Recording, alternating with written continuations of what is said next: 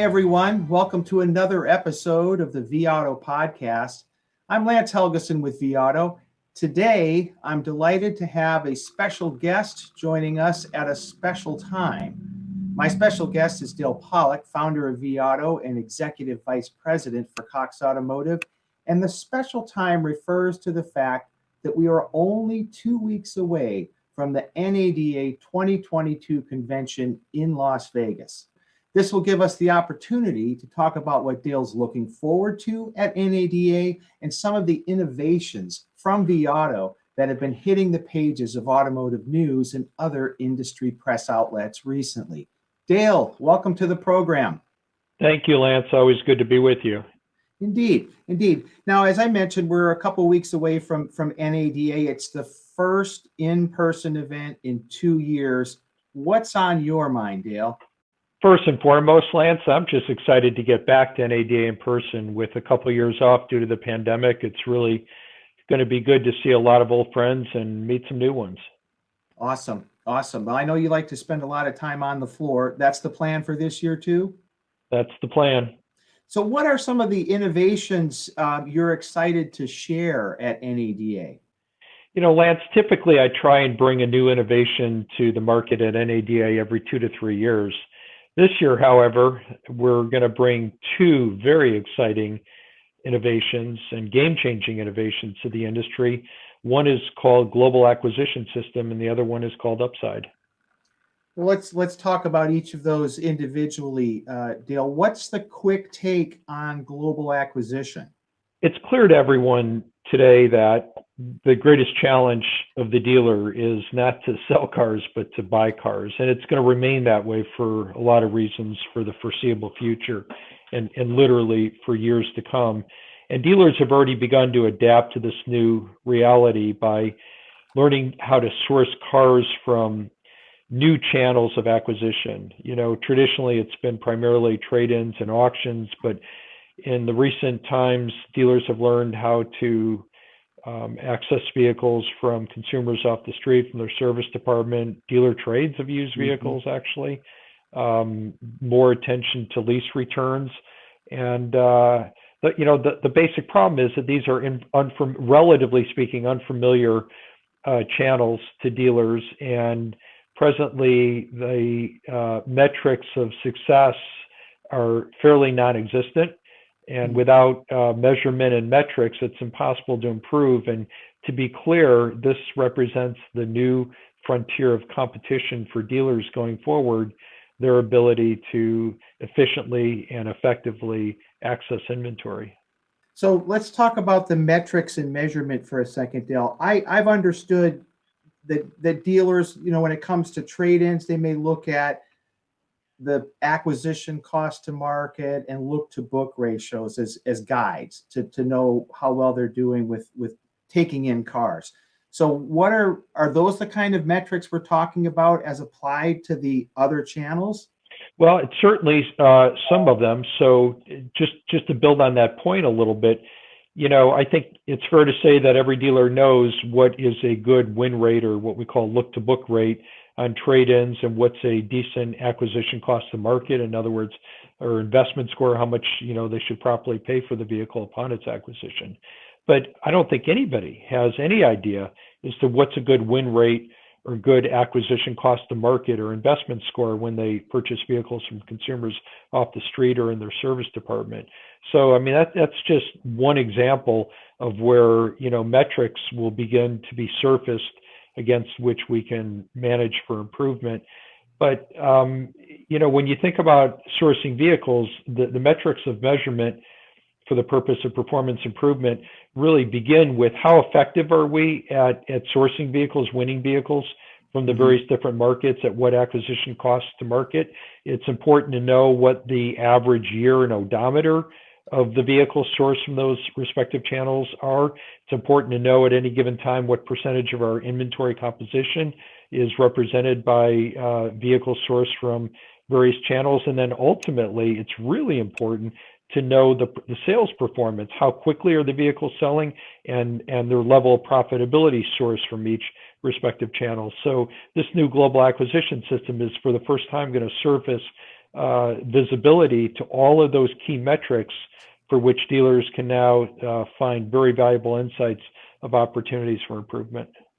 Now, I understand that some dealers have been using this. What's been the feedback that you've heard, Dale, as they've come to understand some of the individual metric or the metrics as applied to specific channels? That's what's really exciting. It is displayed graphically on a dashboard, and as soon as dealers see this dashboard, they intuitively make the connection as to what it's telling them, how effective they are in terms of acquiring and stocking and selling vehicles in these various different channels. And then the other thing, which I didn't mention, is another thing that the global acquisition system does for the very first time is it allows a dealership to establish a strategy of acquisition. In other words, what the dealership feels should be an ideal or appropriate amount of money to pay for a vehicle by channel. And then what it will do is every time somebody appraises a vehicle in a given channel, it will give them a benchmark or a range of suggested appraisal amounts. And that certainly doesn't mean that the appraiser can't go beyond that. There are absolutely legitimate reasons why an appraiser might see a need and necessity to work outside that range. But for the very first time, appraisers and buyers will be given reference points, starting and possibly, I don't want to say ending because it isn't necessarily ending, but sort of high and low reference points as to where their dealership says that they should think about operating or try and operate in between. And let me just give you one example where this becomes very meaningful. And I think every dealer can relate to this. And that is the experience that we've all had where we're working a deal in the showroom and the customer wants a certain amount of money for the vehicle, and it's just simply beyond what we think we can justify paying, so we might not make the deal. And then very likely the next day, the used car buyer goes to the auction for the same car and pays even more money.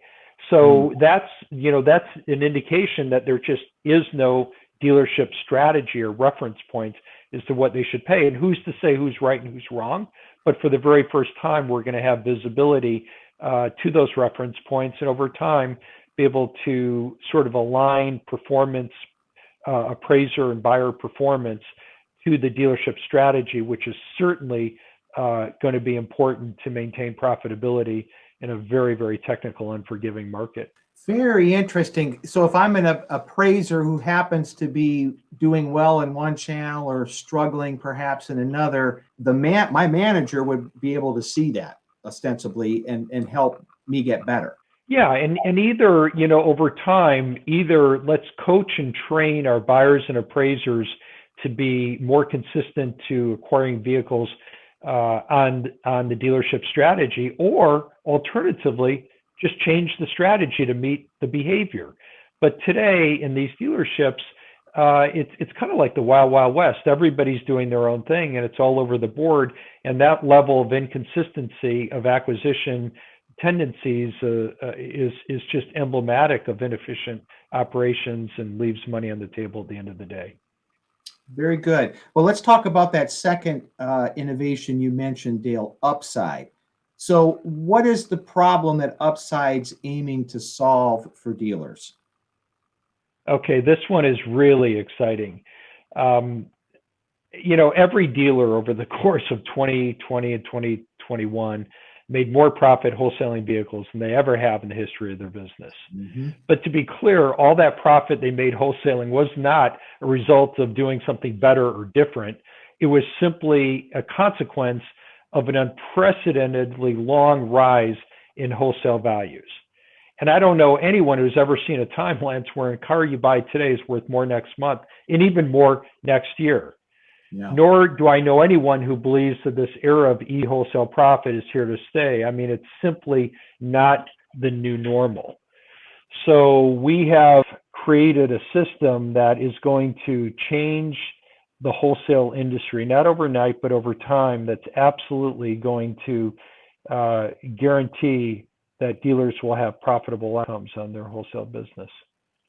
Now, Dale, I've heard you say, when looking back at the profitability that dealers made in wholesale in 2020 and 2021, that while it might have been record breaking for them and unprecedented to some degree, that they still left money on the table as they were wholesaling cars in that favorable environment.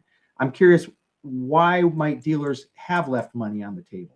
Yes, we know for sure that they left money on the table, and it's money that they did not need to leave behind. So what we did is we studied a small number of very elite wholesalers that consistently get more money for their vehicles in the wholesale market than anyone else. And what we determine is that they do this by consistently applying 4 best practices, what we now refer to as the best practice playbook. And unless these 4 best practices are consistently applied, you'll never get the top dollar for a vehicle in the wholesale market. And it's true that some dealers attempt to employ 1 or 2 of these best practices, but it's virtually impossible for any dealer to employ them all. And this served as the inspiration and the vision for creating Upside. So before we talk a little more about Upside specifically, what are the 4 best practices you just referenced there, Dale? Well, that's a great question. So the first best practice is to bring to auction a large critical mass or quantity of vehicles, which leads to the second best practice, and that is to sell them to a critical mass of highly interested and motivated buyers. What we've learned is that the best wholesalers curate the types of cars that run together so as to draw a large audience, or put another way, they run the same types and kinds of cars together to make it highly easy and intriguing for interested buyers to find them all in one place.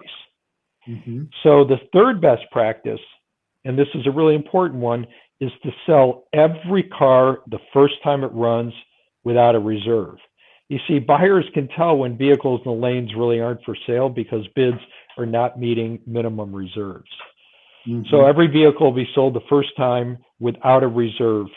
And the fourth best practice relates to the reputation of the seller. It's proven that buyers will buy over and over again from sellers that demonstrate complete transparency about a vehicle's history and condition. And importantly, when a buyer is not satisfied, they'll do the right thing, and they'll do it quickly and easily without the arduous process of the traditional arbitration.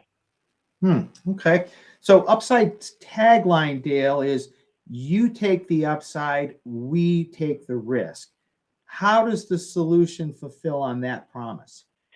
We will have dealers using the KBB ICO, doing what we call an active inspection of the vehicle. In other words, a thorough inspection of the vehicle, entering the information into KBB ICO. KBB ICO will present a value for the vehicle.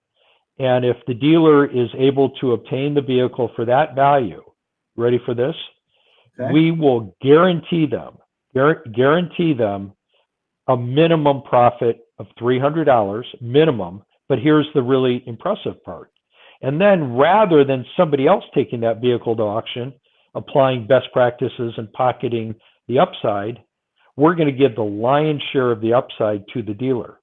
So they're going to have 2 guaranteed bites of the apple on these vehicles that they acquire from consumers. Interesting. And so that's the dealer making that money potentially, whereas in the past that it might have been break even or even a loss as they tried to bring their vehicles to the wholesale market themselves. But I guess, am I connecting the dots here correctly, Dale, that Upside is going to sell those vehicles on behalf of the dealers using those best practices? You got it. And those cars are going to bring more money at auction than if the dealer tried to rep them themselves. And certainly, if they sold them to a wholesaler who's going to put all the money that it brings at the auction using best practices in their pocket, the lion's share of that money is going to go into the dealers. So it really changes the game. And guess what? Guess what happens if the vehicle brings less than the ICO number? Well, Upside is going to I eat was it. just going to ask that question, Dale. Who takes the hit? Yep, that goes to the tagline of upside, which basically says you get the upside and we take the risk. So the risk, it's going to be risk-free to the dealer, and it's strictly all upside on their behalf. And let me tell you, put sort of a perspective on this. You know, there's a lot of dealers today, for obvious reasons, using instant cash offer as a buy center. But dealers often don't give consumers who have vehicles that they're not going to keep for retail as much attention as they do for those consumers who are selling vehicles that the dealer sees a retail future for. So now the dealer is going to turn their buy center into a money printing machine, because every single car, whether they intend to retail it or wholesale it, they can buy and be guaranteed a profit upfront of the $300, and then the lion's share of what that vehicle is ultimately sold for when Upside reps it in the auction using those 4 best practices. So it's a win-win for the dealers, and there's no downside loss to it. No downside risk, I should say. Dale, let me just drill into kind of a day-to-day example related to that, maybe. So if I'm looking at this vehicle, it's come to me through ICO, I've got my appraisal. Will I be able to then see? You mentioned, like I'll maybe if I look at the car right away, it doesn't have a retail future. But am I going to see those numbers on cars that could go either way? My wholesale number from Upside and my retail potential from, say, ProfitTime? Absolutely, and it goes to what I speak about being called the best end user value. I mean, I've always advocated that dealers have a retail first mindset, but I think over time that retail first mindset has turned into a retail only. And what we've come to understand is that dealers have missed a lot of opportunity to acquire vehicles that they don't intend to retail, but acquire them to put them into the wholesale market. And using the best practices, these vehicles can almost always generate profit. And we're going to give the lion's share, as I said, of that profit to the dealer. And should the vehicle sell for less, all that risk, all that potential loss is going to be absorbed by the Upside system. Now, it almost seems too good to be true, but it's actually not. I think it'll be interesting to watch it prove itself in the market too. Now, Dale, in addition to these innovations, you've written a book. It's called Whole Truth: A Fresh Money-Making Method to Wholesale, the Most Misunderstood Side of Your Business. I understand the book inspired Upside. If I'm a dealer who reads the book, what might I expect to learn from it? I took a really candid look at the wholesale business. And as the title Whole Truth suggests, I revealed a lot of half-truths that are common in the industry pertaining to wholesale. And after sort of bringing those skeletons out of the closet, which often is painful to do, but to bring them out of the closet and really examine, why we sometimes deceive ourselves and ignore some of the plain facts and the wholesale side of our business. Once we sort of examine what those issues and challenges are, what I really do is reconstruct a different approach to the wholesale business. And it's one that absolutely makes rational sense, isn't necessarily, consistent with the way we've thought about or operated the wholesale side of our business in the past, but it's really a rethink of how we do the wholesale business. And the process of writing that book actually is what, as you mentioned, did lead me to the inspiration and the vision for creating a solution, because it would be one thing for me just to describe a better way to do this business, but unless there's actually a method for executing on that better way, it would just be an academic exercise. So I wanted it to be more than that, and that led to the creation of Upside. So I'm pretty excited to reveal this book at NADA. That's a nice little trifecta. And just to confirm then, so Whole Truth, the book, Upside, and Global Acquisition, those will all be featured at NADA in Vegas, correct? Yep. Yes, sir. Excellent. Well, Dale, as always, it's a pleasure to have you on the podcast. Thank you, Lance. Always great to be with you. And all of you listening to the podcast, thank you. We look forward to seeing you in NADA. Until next time, stay well.